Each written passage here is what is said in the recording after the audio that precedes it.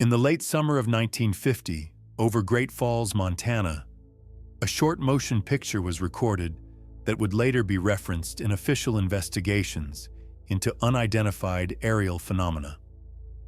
This record is widely cited as one of the earliest pieces of motion picture evidence of what became known, in contemporary terms, as an unidentified flying object, or UFO.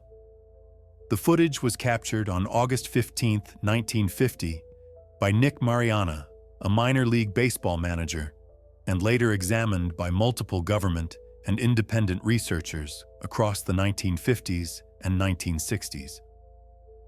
This video documents what was recorded, how it was investigated, and what remains unresolved. It does not draw conclusions about the nature or origin of the objects depicted.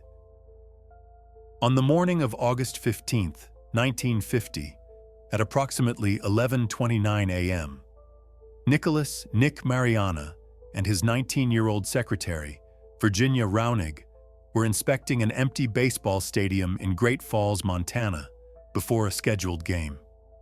That day, Mariana reported seeing two bright, silvery objects in the sky above the field. According to Mariana's account, the objects moved horizontally and appeared to rotate as they passed overhead. He estimated their size and separation at roughly 50 feet wide and 150 feet apart, and their speed at 200 to 400 miles per hour. Mariana ran to his car, retrieved his 16mm motion picture camera, and filmed the objects for approximately 16 seconds. The camera recorded color images but did not capture sound. Raunig, present at the time, corroborated Mariana's account of what she observed. The following day, the Great Falls Tribune published an article describing the sighting and the film, which soon circulated through media outlets across the United States. Mariana showed the film to local groups in the weeks that followed.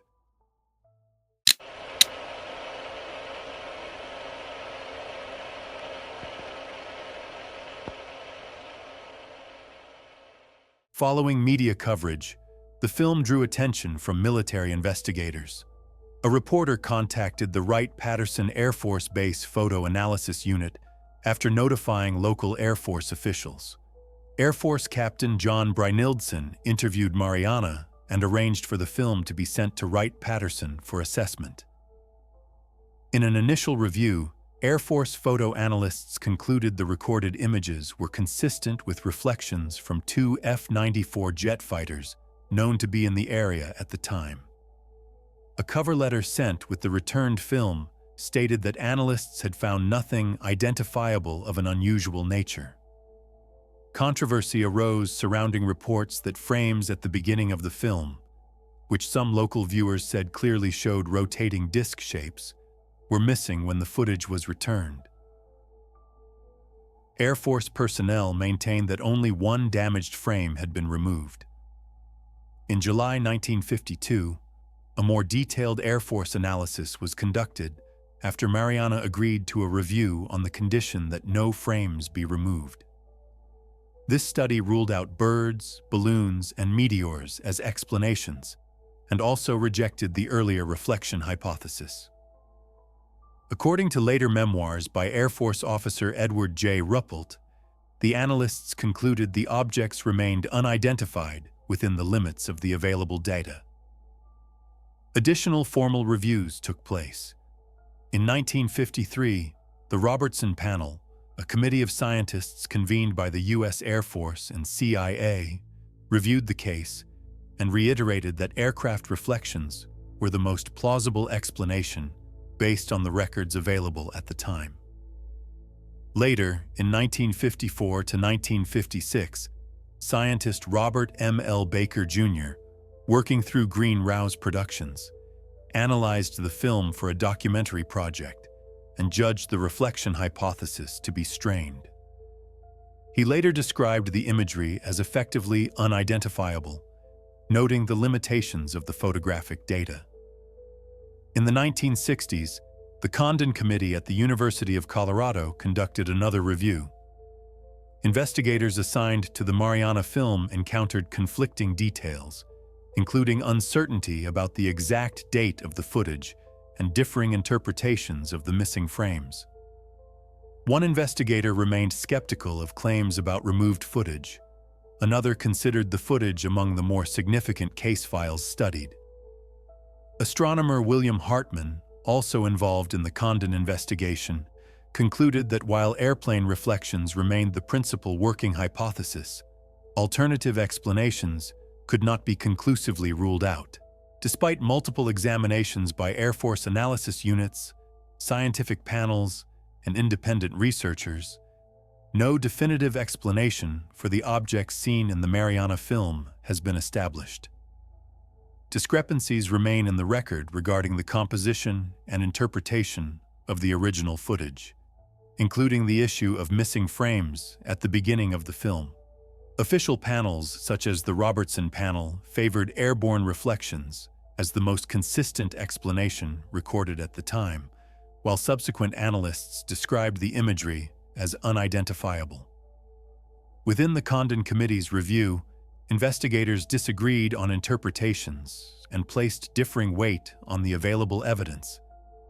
No universally accepted reconciliation has been documented among these assessments.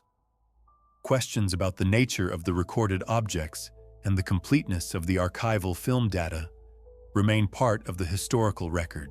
Copies of the original Mariana film are preserved in the U.S. National Archives, where they continue to be accessed for research, documentaries, and historical retrospectives. The Mariana case occupies a place in the broader mid-20th century history of recorded aerial phenomena. It predates many later photographic and film records, and its repeated evaluation by official and independent reviewers reflects evolving approaches to the analysis of unidentified aerial imagery. This archival narrative has documented the record as it stands. The circumstances of the sighting, the footage as captured, the documented investigations undertaken, and the elements that remain unresolved in the historical archive. This channel presents documentary records. All information in this video is based on documented reports, official investigations, archival documents, and historically recorded imagery. The footage and documents shown are real archival materials or faithful visual representations used strictly for contextual reference. This channel does not speculate, promote theories, or draw conclusions beyond what is documented in the historical record. If you value careful documentation, source-based analysis, and factual presentation, consider subscribing to the channel and leaving a like on this video.